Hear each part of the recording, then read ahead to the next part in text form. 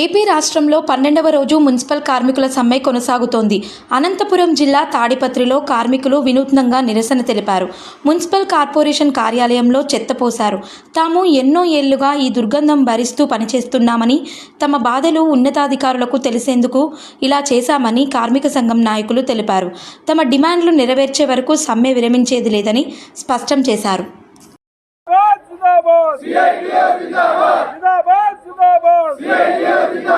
Municipal కార్మికుల పట్ల ప్రభుత్వం వైఖరి, మున్సిపల్ కార్మికుల పట్ల ప్రభుత్వం వైఖరి. సీఎం సీఎం సీఎం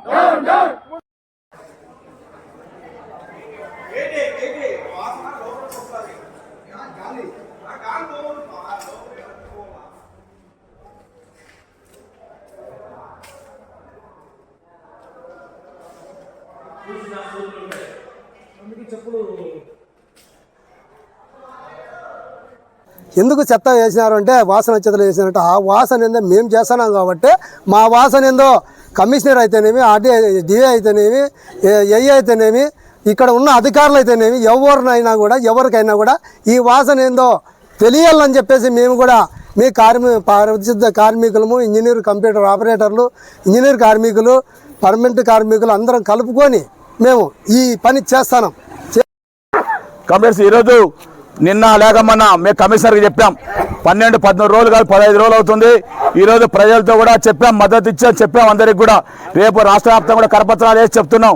మేమైతే దుర్వాసన వచ్చి 30 సంవత్సరాల నుంచి జీవితం అనారోగ్యంతో పాడైపోతున్నాం. నువ్వు ఏదైతే మాకు ఇంజనీరింగ్ కార్మికులు రిస్కల్వెన్స్ ఇవ్వాలని చెప్పి కోరుకుంటున్నాం. ఆ వాసన కోసం నిన్న మన ఎమ్మెల్యే గారు కూడా అంత ప్రోత్సహించలేదు. ఇక్కడున్న కమిషనర్ గారు, డిఈ గారు ప్రోత్సహించి ప్రజలు ఇబ్బంది పడుతున్నారని చెప్పి ఎమ్మెల్యే గారికి పగడ్బందీగా చెప్పి ఈరోజు చెత్త సేకరణ చేసినారు. కమిషనరు మా బిడ్డలను సేకరణ కమిషనర్ దగ్గరుండే చెత్త ఇచ్చాడు.